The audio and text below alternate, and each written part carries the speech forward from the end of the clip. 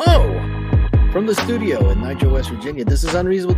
It's a podcast about West Virginia University basketball. I'm Josh Witt. West Virginia beat the Drexel Dragons. And so the positives are that's the last Kerr Kriisa polo game. West Virginia scored more points than Drexel. That's a positive. Seth Wilson, they were running offense for Seth Wilson, and Seth Wilson was making shots in rhythm. Fantastic to see. And the negatives, I'm not bragging, but I bring cash to the Coliseum. That's my experience. You pay cash to park. You pay cash for the Zols. Like, those are cash-only scenarios. Show up at the Coliseum, cashless society in the Coliseum. Card only, including for parking, card only. Do I have cash on me on the regular? Absolutely not. Does that fit my lifestyle? Absolutely. Was it weird that I prepared with my going to the ATM experience? Only weird for me. And then the other negative is that this game was, another positive. West Virginia didn't run out of gas. Like, you can see, a Cook played more minutes. A Cook scored his first baskets for WVU.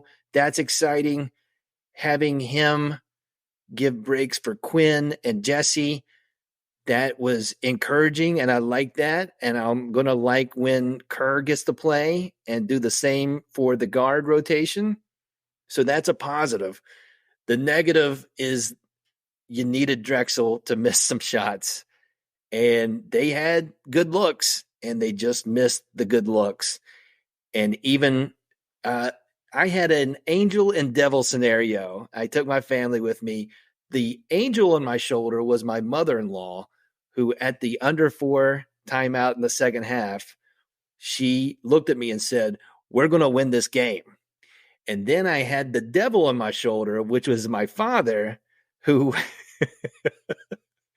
when West Virginia was turning the ball over late in the game, he was saying, "Now watch this. They're going to come down and make a 3." So much so that when Quinn went to the line for 1-and-1 late, I got ahead of him and said, "Whatever you have in your head, don't say it out loud." Because I knew what he was about to say is, Quinn's going to miss the front end. And did that happen? Yes. Did I keep my father from saying that out loud? Yes. Did I know what he was thinking? Yes. But West Virginia gets a win. Those have been premium. They get Kerr back for the upcoming game against UMass. I don't know how to even speak on the Raekwon Battle situation. Multiple lawsuits. I do know that. One Raekwon Battle versus the NCAA, and then one where multiple states are suing the NCAA in regards to their transfer policy and the waiver process. All that feels like it's going to take some time. The semester's ending, so can West Virginia bring a guy in for the second semester, for the spring semester? I can't knowledgeably talk about any of that other than it's just very definitely in the background and can change the outlook of this team and this season, or it can be absolutely what it is now, which is these are our 10 scholarship guys available. We're up to 10. So technically 5 scholarship guys could play 5 scholarship guys in practice, and then all 10 of those guys can play in the games moving forward if they're not injured. And that's exciting. Just more guys. And so we're up to double digits. That's a great thing to have. You'd like to have that in the first game of the season. West Virginia couldn't do that, but we're here now. And a Cook played more minutes, and Kerr's I don't think he's going to have a limit, but how do you get into game shape when you're practicing? We're going to find that out together. But that leads me into my guest, a rare interview during the season for this podcast. Curry Hicks Sage joins the show. Who is Curry Hicks Sage? If you don't know him and you're not on the X, on the Twitter, I'm just going to read his biography. Is that what you call that? Your bio in X? Foremost unaffiliated expert on college basketball coaching searches. His words.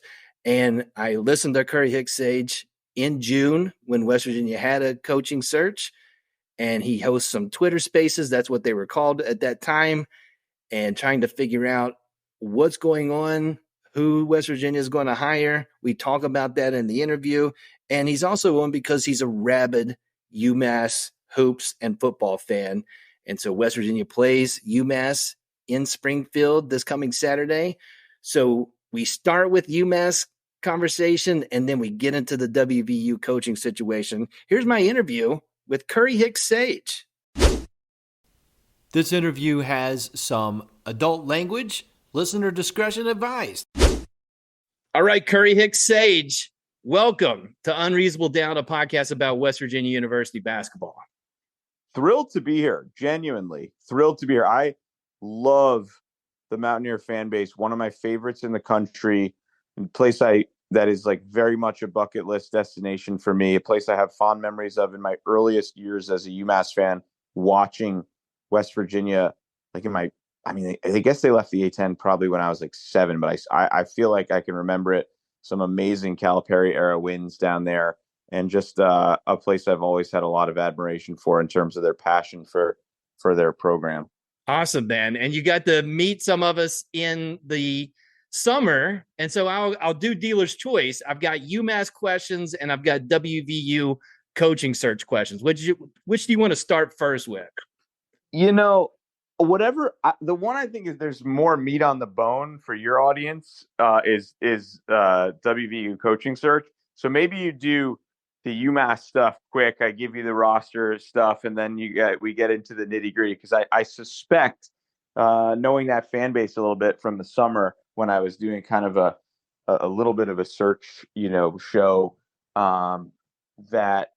And I don't know if in your intro, by the way, did you tell them your listeners like this, the context on this?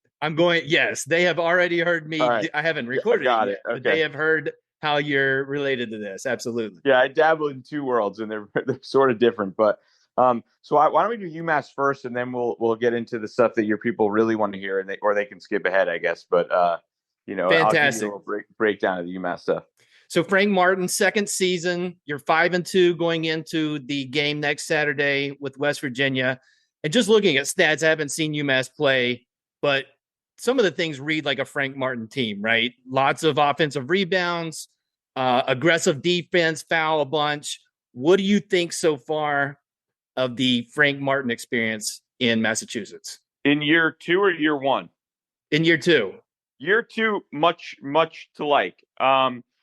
Hard to say, though, because the chemistry seems really good. They seem like sort of a much more kind of frank team than last year. High effort guys, a lot of the cliches, but the important cliches, so to speak. They compete really hard. They share the basketball. They're pretty balanced. They get a lot of paint touches to this kid, Josh Cohn, who's a transfer from St. Francis of Pennsylvania, who was a top 10 scorer in the country last year, I think. And the caveat here is that, and you guys know this, but just with non-conference basketball games, it's like there's 362 teams in D1, and we haven't played anybody.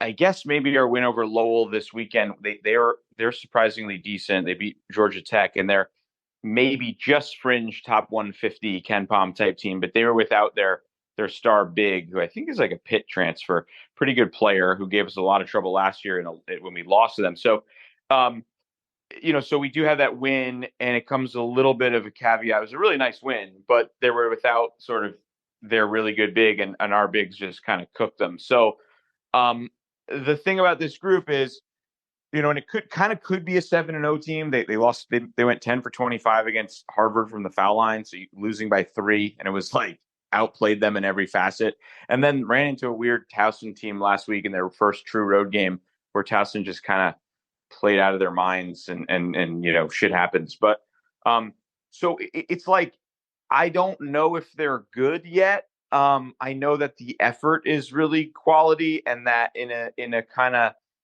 balanced A10 with a bunch of teams in the 70 to 170 range, they'll be capable of competing with just about anybody. There's also a chance they'll be capable of losing to just about anybody on the road. So um, it's funny because the West Virginia game, obviously, when that was announced, pre everything, it was kind of like, oh, we this is really great. We get like Huggins is doing a solid for Frank, and we're going to have a real test at kind of at in a quasi home game atmosphere. And now it's like, truth be told, if we beat you, it's the rare year that an A10 team like beating West Virginia is like not going to have the same national cachet. And so right after this, they go out to Hawaii and play Georgia Tech, who lost to UMass Lowell. So it's like a very weird feeling as a fan because I really like this group of kids. I really like the way they compete, and I just don't know that I'm prepared to say if they're good or not because when you haven't played anybody in the top 100 or even like 125, it's hard to say. Time will Sure. tell. Yeah, and you've got lots of new guys. You talked about the transfer, and then Frank's playing a bunch of freshmen. I count four that are in the rotation, and like 6 or 7 total. So lots of youth. Who has impressed you most out of the first 7 games of the freshmen that have joined UMass? So, this kid Jalen Curry is kind of like the most high major player of the bunch in terms of had a bunch of high major offers. Frank had some relationships. He's sort of like he's got some pizzazz to his game. He's a lefty. He's shown flashes of really impressive kind of like looks the part play. But in terms of just quality, there's this kid who's I think he started every game, and I had my kid's 4th birthday party yesterday, so I only saw the last 10 minutes. But Jaden Njige, and I mispronounce his last name every time. It's really bad of me. He's like this kind of 6'5", do it all, like all the little things. I bet his plus minus is just off the charts kind of kid, doesn't really make mistakes, gets, lots of offensive rebounds, unbelievable saves, like timely steals, doesn't really make any bad reads or passes, and, has just sort of by virtue of effort and smarts is just a winner, and he was kind of under recruited and he's started every game and just been a glue guy that you rarely see as a true freshman. So he's not a guy. I bet you if you look at his numbers right now, they're on paper underwhelming, but he impacts the game in his zillion ways and has become a fan favorite in short, very quickly. Which West Virginia is struggling, and we'll get to that. But one of those things we don't have right now is that guy we can point to as like glue guy. So it's always good to have one of those guys. And so it sounds like Jade's the guy. And so Saturday happens, the game's played. What will be the stat we look at after the game and say, this is how the Minutemen beat West Virginia? Yeah, UMass goes. So despite all the freshmen, they have 2 really, really terrific and old bigs. One is Josh Cohn, that player I was referring to from St. Francis. He is truly plays like a 44-year-old who's dominating you at the local Y. I mean, he's probably like old man game. Yeah. Old man game, like a really throwback, like 6'10", maybe 250, 240, whatever. I don't think he jumps. I don't think he's dunked the ball this season. I mean, maybe he has, but but he just knows how to catch the ball in the right spot. He's an impeccable finisher, and I think he had a 40-point game last year against Miami for them, maybe 30, and he's just he shot like 60%. He's probably averaging 17, 18 now, 7, 8 boards, and again, like he barely jumps when he shoots it, and just really good in the paint and really crafty. It'll be interesting to see at Jesse Edwards against him, just athletically. There's obviously no contest, but it's like every game you're like, how is Cohn going to find a way to score against that kid? Or, because he looks like the least athletic kid almost every time, and he just dominates, like He at gets to the his spots. He gets guys up in the air, just knows how to play. Yeah. yeah, just knows how to play. And like, I mean, like he's had some game. I mean, he had a game against like Central Connecticut. He might have, I feel like he was like, I want to say he finished like 28 on like, 11 of 11, like crazy stat lines.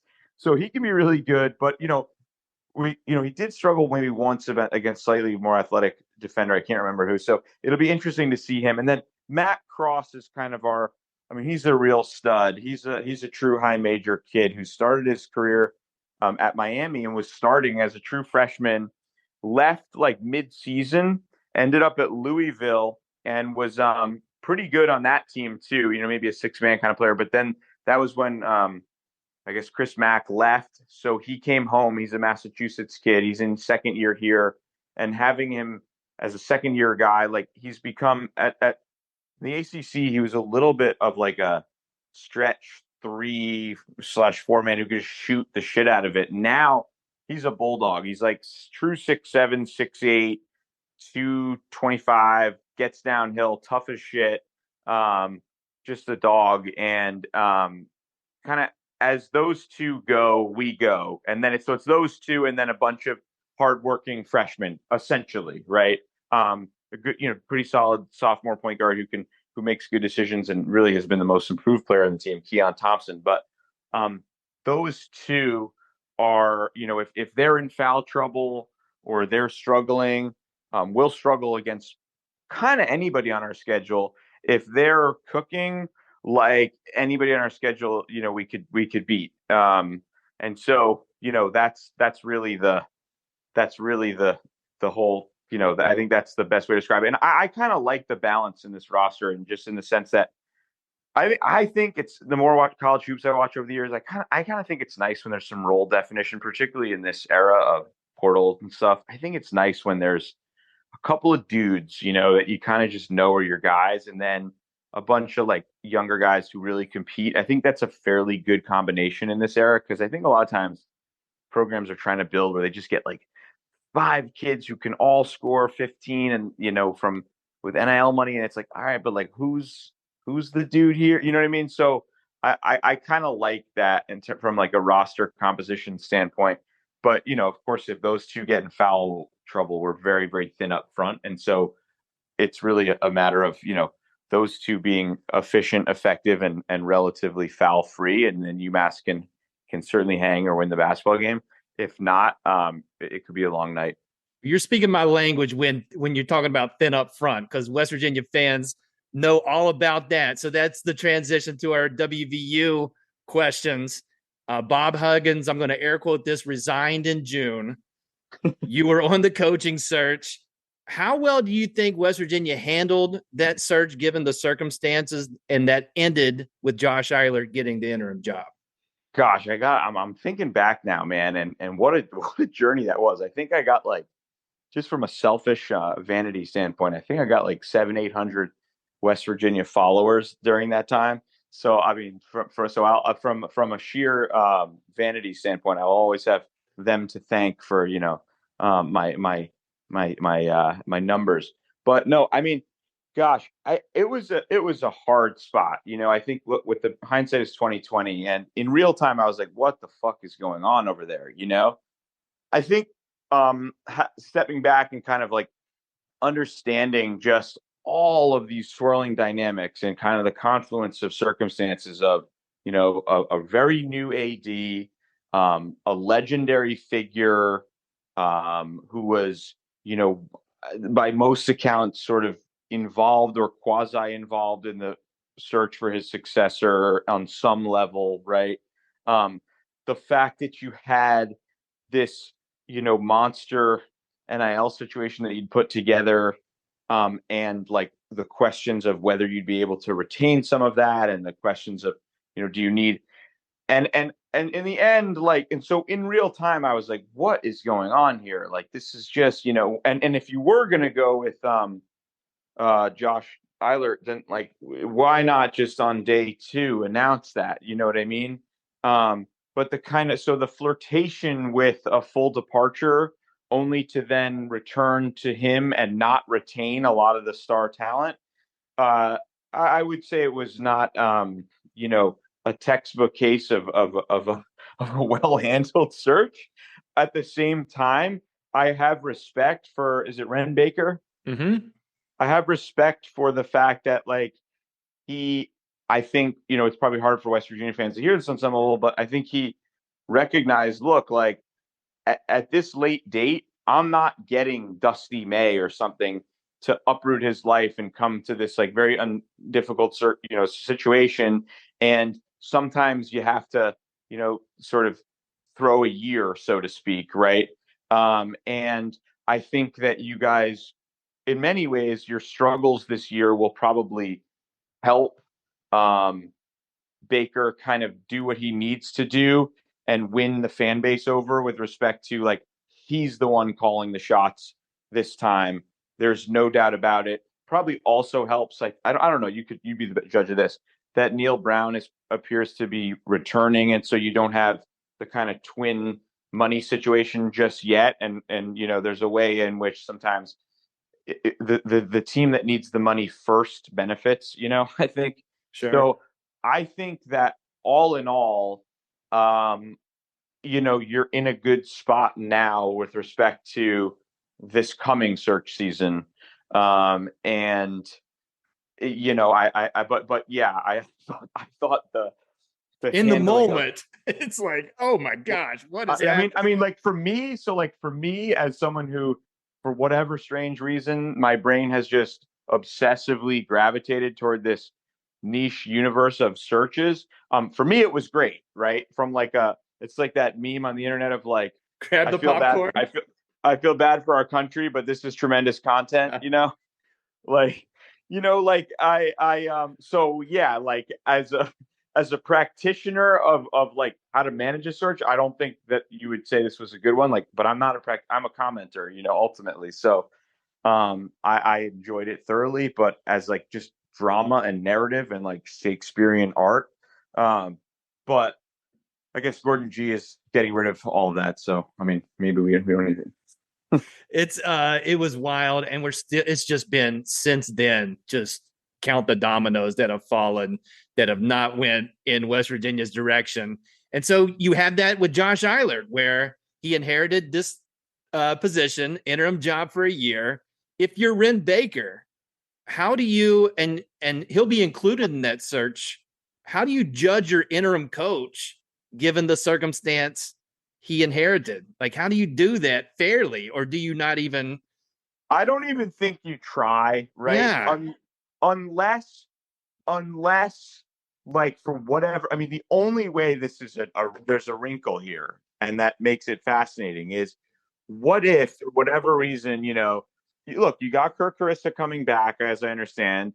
A cook I think came back. I haven't followed the ongoings there too much, but what if, you know, in a Big 12 where there's going to be, you know, 73 teams make the tournament, um, you steal some games and all of a sudden you're like 8-10 and you win a game against somebody good in that conference tournament and I can't see a scenario where you back yourself because some of your losses in the non-conference, but you get so many shots. And the fact that West Virginia team made the tournament last year, right? Like that, you just get so many shots in the Big 12. And look, as an A10 fan, who a league that was a three-bid league not long ago. Sorry, I'm just throwing popcorn, and I apologize. Um, I sincerely apologize. So, you get you get so many shots at great opponents there that you know stranger things have happened. But absent them, you know, backing their way into the tournament by winning, you know, 8 of their last 10 in dramatic fashion, and you know, the Morgantown fan base really kind of like coalescing around him. I can't imagine he's really meaningfully in the mix. And you know, that's no fault to him. It's just like West Virginia has a great NIL situation going. It's a great fan base. Like you're able to get a really good coach there, and by really good, I just mean established, you know, known. And I think of the jobs that appear to kind of be coming up, you know, you're one of the best ones. So if there is a rising star who wants to jump, then I think you're poised to potentially, you know, poach him. And that's good to hear. In my lifetime, I've been blessed to only have 3 WVU head coaches, technically 4 if you count the guy that was here for 2 weeks between Catlett and Beeline. Um, Wait, who was before Beeline? I can't remember. so it was Gail Catlett for a longtime coach, then Dan Dockich for a week, and then Oh my God, the Dockich zero saga. We could do a zero, whole. yes. Yeah. And then we luck out and go with Beeline that gets us hugging. So it's rare for us to go through this process on the basketball side. Pretty comfortable with it on the football side, even with having Don Nealon there as long as he was. Football's always been we're ready for the next guy. Where basketball, it's been pretty sturdy when the guy gets in there. So this is new for us. It's good to hear West Virginia is considered like a good program to look at, obviously with the facilities, fan base. Do you think we'll see some overlap on the names mentioned in June with this upcoming search in the spring? Yeah, I think that's, and I should also note, look, there are people out there like, kind of self-professed like insider types, which I don't profess. I don't really like that vibe. But anyway, who would say, "Oh, West Virginia is really hard. They have a really demanding fan base, and it's a tough place to recruit." Like, I don't see it that way. I just think like you guys can kind of recruit from anywhere because you kind of can get kids from Maryland and that hotbed up there, and then you can sort of go west too. So it's a Cincinnati and get But so yeah, that's just me. But anyway, and I would always like encourage you guys to like, tell those doubters to get bent, so to speak. But I especially in the NIL era. So I think that question you asked is a little bit dependent on performance this year, right? Sure. So let's go through the names. I mean, Andy Kennedy, I don't know what UAB is up to. He obviously wanted it bad. I don't know the extent of how the last search also may or may not have strengthened or damaged relationships between Baker and the candidates. I'm not intimately connected enough to know that. I'll try to find it out, but you guys would probably know better than me. And so I would say, like, I don't think Calhoun is having a great year at Youngstown State. There were some high expectations there, and I don't think it's gone terribly well thus far. So those two are kind of like they're not quite Huggins adjacent, but Kennedy is, but they're West Virginia familiar, let's call it. And I think, and whether this is right or wrong, I think it's accurate. Like, my sense is those guys just weren't quite sexy enough for Baker to go with. And so he, because there was rumors that, I think, I forget which one, but that they might have offered him 3 years, but he was like, that's bullshit, and so they couldn't come to terms. So I can't imagine they're going to go back to that well too much. Are there other names? And then like Beeline was thrown around as kind of like a quasi interim thing. That's not going to happen. They're going to do just a regular search, I think, and get the best guy. Like, I don't see this as terribly complex on that front. Can you hear me? Yeah, I can. Mm-hmm. Okay, cool. I just had to silence a call from my dad. A regular guest on search season and so, or no, like really on the UMass show. So he'll just come in sometimes, and it's a funny bit. But yeah, so who are the other names that got thrown around? I'm trying to think in a real way. Oh, in a real way, it was Calhoun, it was Kennedy, there was the Beeline talk. I think that's the universe for me as far as a real one. Yeah. So I don't see any of them unless like one of the first two that you mentioned has like a shocking tournament run where they go deep and there's sort of a hot name, and never discount that. That's always a thing that happens, But I don't think you'll have that. There was also like, but then there was like also crazy talk of like Joe Mazzulla, leaving. And the Division II guy. That's the other. I don't remember the name, but the Division II guy that had ran Baker ties. Ben McCollum's name got thrown around a little. Mm-hmm. Yeah, I mean, that's an interesting name, but yeah. So like, I think as far as like, I think this is just going to be a straight up regular search, like names all around the country. And it'll be very interesting to see whether Huggins, I don't know. It sounds like Huggins is sort of on better footing than he was then. He's showing up to the Coliseum. which is just a weird vibe. I don't know on the administration side that Huggins tie that probably felt more important in June. I agree with you that that's probably not there given the circumstances, but it is. I mean, he's showing up for games and just in the Coliseum, just a paid seat and watches the games. He hasn't been to all of them, but it's just a weird dynamic, and I don't know how that works. I can't imagine it can't get worse than June, but I don't think it's gotten. I don't know how much better it's gotten since that. Well, because like I guess the question with that is like, do your money people still listen to him, and are they in the era of Baker based on? Because I know to some extent they were back then, right? And that kind of makes sense. Some people were Sure. like, "Oh, we can't let it's just so dysfunctional. We can't let Huggins be like dictating it." And it's like, okay, fair enough, but like he is Bobby Huggins, and even despite this, but but that was June, right? And so Right. now I think like at a certain point any kind of professional, and it's no knock on Bob. It's just like any professional athletic director is just going to want to make that call themselves. And if their hands, if their hands are tied because of pre-existing relationships with a couple of donors, then it's like kind of a pointless job to be in. I always think, like, Right. Right. and I have to imagine he probably has a little bit of more credibility now. And if he's smart and he sounds like a sharp guy, he has probably spent the intervening months having those conversations with the right donors to make sure that it's like they're happy, but it's also like, hey guys, like I got this from here. Right.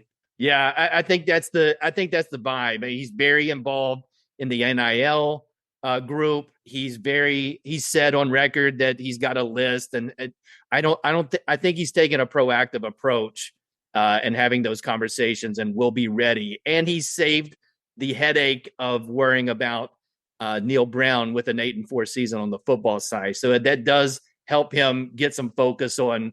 He did a great job so far with the women's side, getting that coach. And so he'll take that momentum plus not having to worry with Brown to tackle what's going to happen in March. And it'll be Tim, he interesting. also has the tremendous benefit of 4 months to do this. I mean, many of these searches, right? Like people kind of forget that guys will sort of like have a better year than you're expecting, and now you kind of aren't sure if you're going to fire them, and you're like you guys basically are ready to go, and he can be having conversations through back channels, through agents most likely, with any candidate he has any interest in whatsoever, in just terms of like gauging their interests, what are the family like, and that helps a lot, I think, in terms of, I mean, the thing I love about searches is they're so like quirky. Each of them's a little different. And, somebody's wife has a certain concern about, the schools in Morgantown, or like whatever the thing may be. You now have several months to gather all the intel and kind of be able to anticipate some of the hurdles, and how you're going to navigate that when the time comes, because end of the day, searches take between 4 and 24 days officially, right? And often that's all you get. I mean, yeah, they're thinking about it, but like, there's a lot of other things falling. You are off to the races here already, and you can kind of game out. So I would say like the expectations for West Virginia fans, and sorry if I'm just on a digression here, but should be high, because you guys have all the advantages in terms of how to conduct the search and just like the mechanics of it. Right. It's not starting on day one in March. It started back in June, technically, and to do what you're describing. And so, Exactly. So that's encouraging. And then last question: who's going to win Saturday night? Is it Minutemen? Oh wait, I thought we were going to go through. I thought we were going to go through names. I guess let's go through names. In that, it doesn't seem early to talk about them in December, given what you just said, that names can emerge, teams can come out of nowhere, and those names ride with those two top of coaching search lists. Do you have like a pseudo list outside of Kennedy and Calhoun? I mean, I don't have those guys fans on my list. Yeah. Period. So, okay. I think like, so Nico Medved, I just learned this week, because I got a couple of guys. Me and me and a couple of search heads have our little group chat going now, and somebody brought to my attention this week, and I hope I'm not breaking news here, but I don't want to attribute this to the person because they may not want me to share it. But Nico Medved, who's kind of the up and coming star, or among the up and coming stars in this game, who's killing it at Colorado State this year. They were undefeated until losing yesterday, I think, to St. Mary's. The consensus I had thought was he was going to Minnesota, which is his alma mater, and he even has, I've been told, has like a special buyout clause with just Minnesota, like a dream job buyout clause. And interesting. Then someone brought to my attention that his wife is from Morgantown and that the two of them got married there. So, and frankly, West Virginia is a much better job than Minnesota at this point. So, I had to, like, I see that as noteworthy. I'm not trying to start, careful not to start too many rumors, but I think, like, those are salient facts, that I think you can do with what you will, but that's interesting. Then in terms of like really swinging for the fences and just like going for it, I mean, I think you have to like consider Dusty May, just because, after what he did at FAU last year and how he built that program up and what he's done again this year, he's going to obviously be the anointed one, so to speak, at any big job. And so, whether Louisville probably comes open, and some people say, well, he's waiting for Indiana, where he was a manager under Bob Knight. But I just think, like, you guys are big enough to at least hold on, my wife asked me to quiet down. Good content. He is a name I think you'd have to pursue a little bit, right? And then I think, Brent Baker has a pre-existing relationship with Grant McCausland at Texas Tech. Right. Because they were together at North Texas, which is a really impressive program in its own right. And I don't know that he would leave after 1 year. I think he's got it pretty good at Texas Tech, but I personally think West Virginia is an easier place to win, generally speaking, than Texas Tech. Not dramatically so, but I think it is. And you never know. So guys, was who was it? Was it Underwood was at Oklahoma State for like a year, and then he went to Illinois. So it happened. And I think that would certainly be a name you'd have to think would get a call. Yeah, I mean, I'm trying to think. Is there any other names you guys are hearing around there? No, not really. I think it's early, and we still are trying to process the Raekwon Battle waiver scenario and like a pie in the sky. What if we've got everybody, and what does that look like, and does that help Eilert? So I think we're in too soon to talk about it. For the most part, I think that increases once Battle stays where he's at, not eligible, and then West Virginia enters this Big 12 schedule. I think we'll start seeing some names and some things thrown about as far as who could possibly come in. And then, like you said, just the names that we don't know yet that could show up on the radar. Given how their teams perform. One other thing I would just say, like, as a fan base for you guys, because you have an incredibly good, rabid online fan base, and there's no doubt, no matter what athletic directors will tell you. And I originally came to all this kind of as a fan during the UMass search a couple of years ago, and I don't care what anybody says, they pay attention to fan sentiment, right? It doesn't necessarily drive the bus. Usually money guys do, but money guys sometimes also listen to grassroots fan sentiment. And I would just say, like, if there's anything I've tried to do with this whole search season nonsense, it's don't preclude yourselves. Don't do away with the idea of guys who aren't necessarily quote unquote names being really fucking good. And I think especially in the West, in the NIL era, where you guys have a good NIL situation, you have the resources in place to sort of get the talent you need, and that's changed the game so much in recruiting. You don't necessarily need like a world-class recruiter anymore, right? The NIL does a lot of that for you. And there's just guys I'm watching around the country I was rambling about my recent, flavor of the week, which is this guy Josh Schertz at Indiana State. And my point was that in an NIL environment, where recruiting has changed, right? Like kids want, there's exceptions, but kids want money. Let's just call it out, right? And so there once was a time where you were a great recruiter, you really sold the kid, and you were persuasive, and maybe there was some money, coming through other ways, but that was, kind of not discussed. Now it's like, I mean, yeah, you still got to have a persuasive guy. You don't want to be around like jerks, but it's like, listen, like, what's my bag?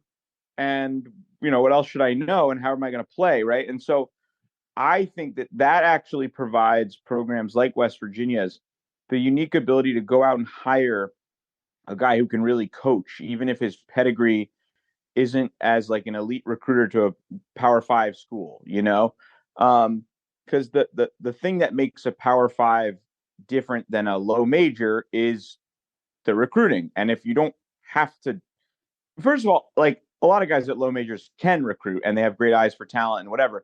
But I'm just saying that like don't do like a washed up retread who was good 10 years ago or there's all these like kind of archetypes that people go after, or a lot of times it's like not at West Virginia so much, but the hot young assistant who there's a lot of things that can work at West Virginia, but the bottom line is you have your infrastructure in place to be competitive from a resources and NIL standpoint. So find a guy who can really coach, and I think at West Virginia, the complaint I got most from fans in your fan base was like, there's a little too much like good old boy influence and, dysfunction. And it's like, we got to hire a professional, not someone who just like knows how to glad hand with the 8 biggest donors and, the school president or whatever. I'm oversimplifying, but I think that's probably right. Just get a great coach. And as a fan base, they will follow.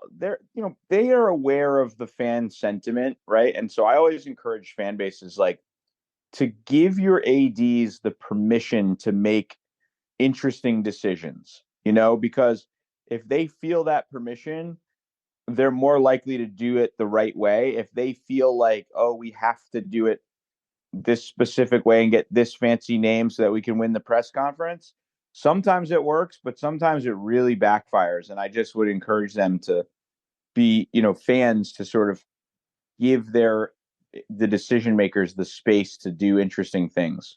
Yeah. I mean, and when you say that, and it's 20 years ago, but it speaks to the Dan Dockich there for a week, Bobby Knight pedigree doesn't work out, hire outside of the West Virginia spectrum with Beeline, just known to be a really good coach, has won everywhere, started from the bottom up, and that worked out well. So I think this fan base appreciates that, have that in their memory, and will look forward to something like that, and being outside of the good old boy network as described. So, and Beeline is such a good example, as you say, because you're right. He coached everywhere. And the thing I always think about is head coaching experience doesn't matter what level, right? Like all the other stuff, I think, can be taught and adapted to. But sometimes you'll hire these great young up and coming assistants who everybody says wonderful things about, but they've never had to sit there and like lead a program, and it doesn't matter if you're leading a D2. Now, not that you go directly from D2, but I'm saying if you're a top assistant, at Houston or something, and I'm just thinking of like who's the best in the Big 12 now, or Kansas, and you've been a head coach elsewhere, that's fine, right? Like as long as you've been good at it, right? Like that's. But I think like sometimes it's like we got to hire the guy who has 3 years of head coaching experience and has been like totally ascendant and crushed it. Not to knock him because he's a good dude, but Matt McCall at UMass, our previous coach before Frank, he was a Billy Donovan assistant at Florida for a long time, really in that circle, connected and really well liked.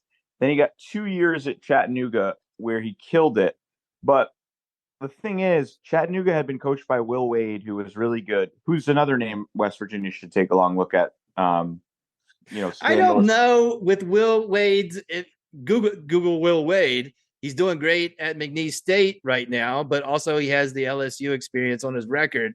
And given the environment and all of the TMZ kind of effects of this year, as a fan base, I don't know if we want to go in the Will Wade territory, even though a proven winner. Yeah. I mean, the thing is, like, that's the thing. Like, oftentimes with the sexiest names, there's drama associated with it, right? Like, that's kind of why why they're sexy. Like, you think of Lane Kiffin or something, like there's just, that is a reality, and you have to ask yourself as a fan base, like, sort of what you're comfortable with in terms of but the point I was making was just that McCall had inherited a Will Wade team, won like 29 games with those kids his first year, and then had like one kind of, they're like 19 and 12 and maybe lost the locker room. Who knows? Not important at this point. But then UMass saw that as enough to get him. And I at the time I was like, oh, cool, good hire. But now as I look back, it's like, he only had 2 years leading his own program, and it was at a place that he inherited a really good situation. And prior to that, he'd been at Florida, which was, under Donovan, which operated like an absolute machine, right? And so having a guy who's figured out how they want to run a practice, how they want to coach, who's seen a lot of different bullshit over the years, right? Doesn't matter the level, because the drama internally is always the same. It's, an asshole kid on the team who you can't get buy-in from. It's a assistant coach who's,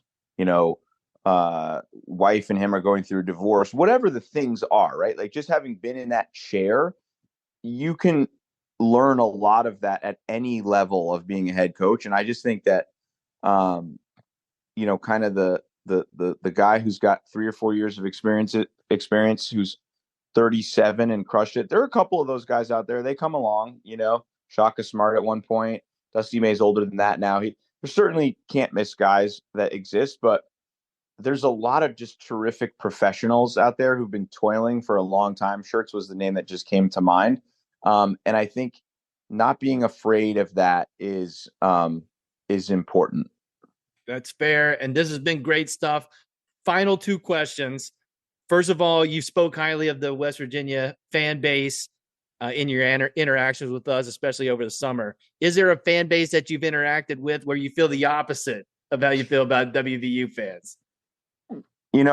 Throughout search season, I'd say, look, I think that when you get like the worst of the worst, you just kind of block them and move on, but Providence is pretty crazy. That's a unique place. I kind of admire their craziness, but they're not, many of them, not all, are just, it's funny because if you grow up in New England, Providence as a city is like this weird thing because it's kind of a legitimate city, but it's like always overshadowed by Boston and then by UConn the other direction.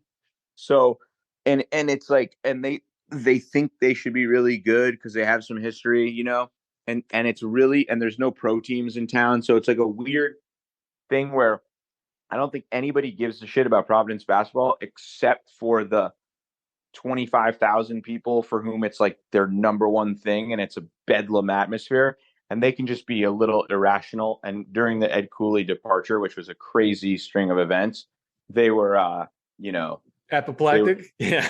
Why? Who is the worst fan base for you guys in the Big 12? Like, that's notorious. Because a lot of it's like I'm still meeting new fans. Like this year, I'll meet 5 new fan bases. So like, who should I be on the lookout for? It's wild that in its current iteration, we'll get to meet the 4 Pac-12. I think it's, and I'm copping out here, but I think it's going to be one of the 4 Pac-12 schools that are coming in. And I'm looking at Utah, as the possible ire, just in the we're joining the truck stop conference. We're way above this, even though they really Utah thinks they're above the Big 12. Internet vibes. It doesn't speak for the fan base, but just what I saw on the social media, it was a very, and I don't blame them, but it was a lot of how did we get in a conference where we're going to Lubbock and Morgantown. It was that kind of vibe with Utah, where I didn't feel that. BYU came to Morgantown for football. Rave reviews of the fans. Well, BYU people, look, I never want to talk about any particular religion, but Mormons, you never meet a mean Mormon on the internet. They don't exist, maybe they do in their own, but like part of the whole like Mormon ethos is like they're super friendly. And I think, if I'm not mistaken, Utah obviously has a lot of Mormons at Utah, I'm sure too, but that's like the non-Mormon It's the school in the state state, school, right? and so but even so, wouldn't expect them to be like elitist and thumbing their nose at, Big 12 schools that have real pedigree. That, because it's not like Utah. I mean, where was Utah before the Pac-12, which was fairly recent? That's what's in my head, and it's probably recency of how successful they've been on the football side. Basketball, obviously, West Virginia fans remember '97 and Rick Majerus's Final Four run.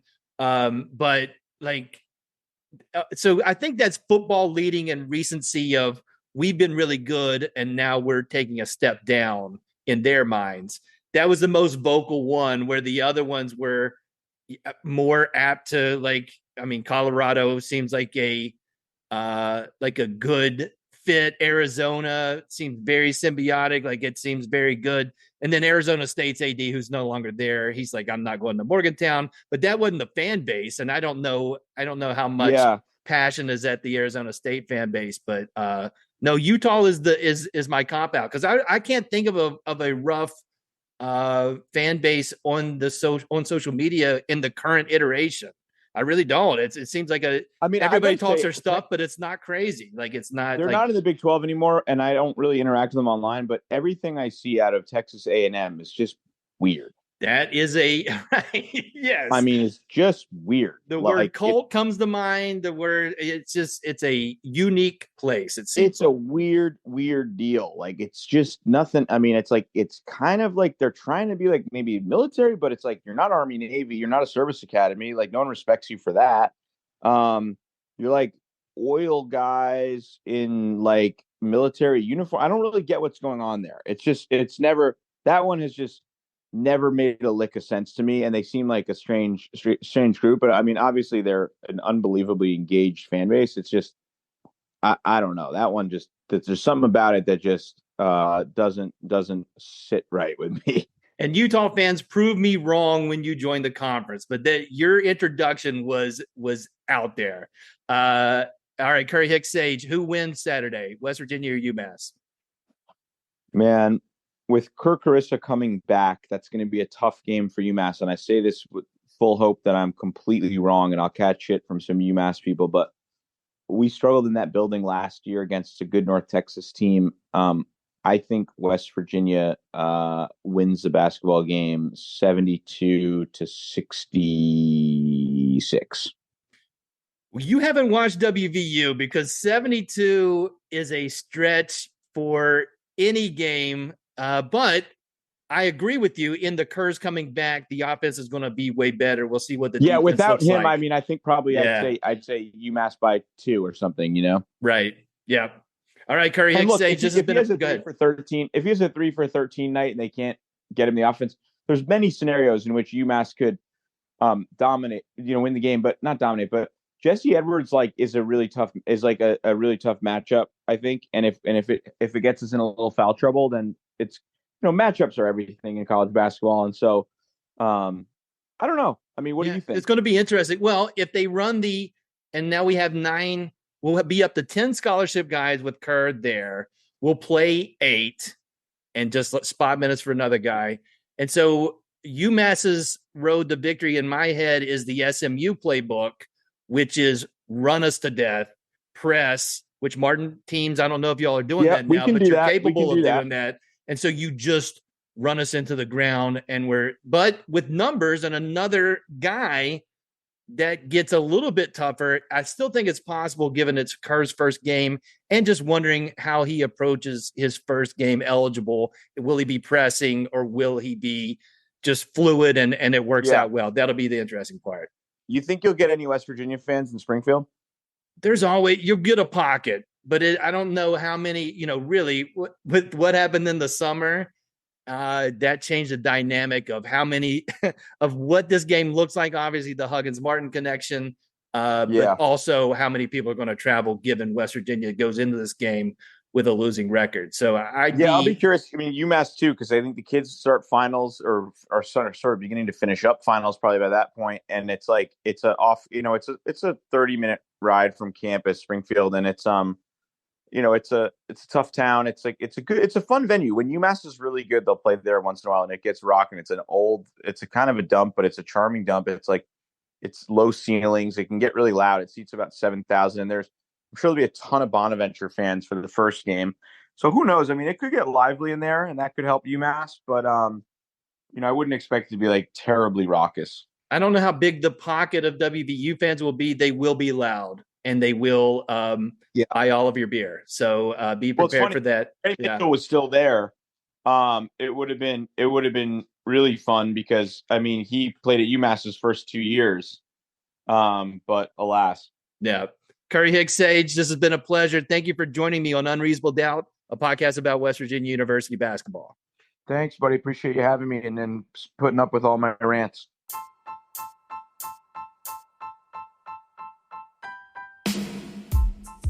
Unreasonable Doubt is under the Smoking Musket umbrella. Here's what I want you to do. I want you to go to smokingmusket.com, and at the top of the page, there's a button for Discord. Hit that button. And when you do that, you get into a world of people who are WVU fans who talk about all things WVU sports.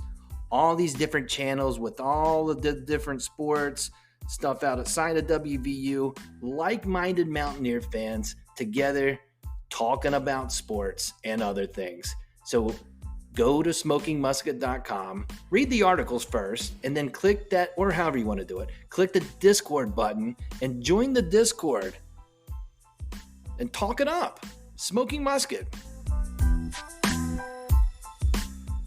Big thanks to Curry Hicks Sage for joining me on the podcast. You can find Curry Hicks Sage on X at Curry Hicks Sage, CurryHickssage.